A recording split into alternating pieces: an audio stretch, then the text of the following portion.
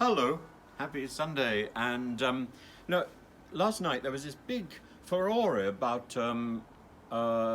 Digby, Lord Jones of Birmingham, and he'd written a Twitter note about Alex Scott. And Alex Scott is one of the commentators for the Olympics this year. Now, I don't think the Olympics broadcasting is that great this year, I must say. The only thing I ever wanted to see is the dressage event, and I couldn't. So I have criticisms about that. On the other hand, I have no criticism about Alex Scott. Now, Lord Digby has been doing the round of television studios today and defending himself completely, and basically backtracking. Twitter. Somebody asked me, what is Twitter? Is it about birds or is it about twits? And I think it's probably a little bit of both, because it seems to rely on impulsive behaviour.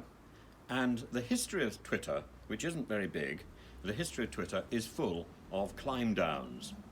And Lord Digby is certainly doing a climb down today. So he's saying that he wasn't attacking Alex for her accent, and it wasn't a matter of class. In fact, he castigates her for playing the class card.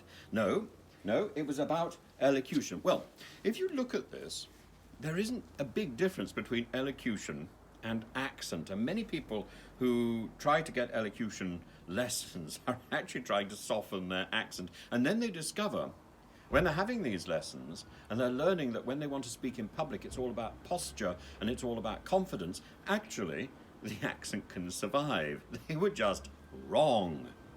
Now, Lord Digby says that that he's worried that people, when they listen to Alex on television, will think that the name of the sport is swimming.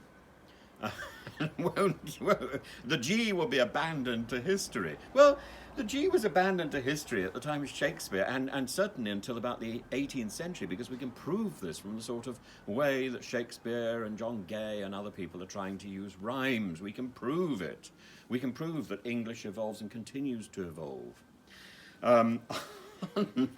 Unlike some people, anyway, Lord Digby. Look, how did he become a lord?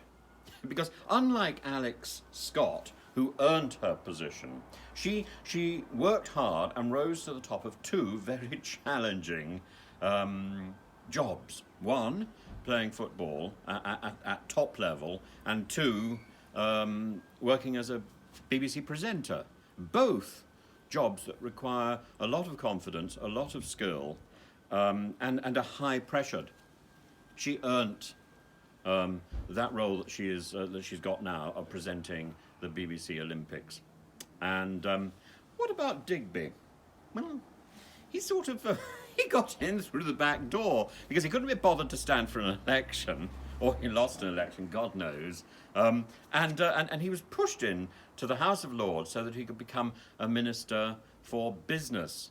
I just don't see him earning that job. That's the big difference, you know. And then he goes on about how he is also from Birmingham. Yeah, so what? Alex appeals to people from any background. She's there as a role model. And oh goodness, and then Digby goes on about Neighbours, and he says how influential Neighbours was in getting people to rise at the end of the sentence and leave sentences as if they're all questions.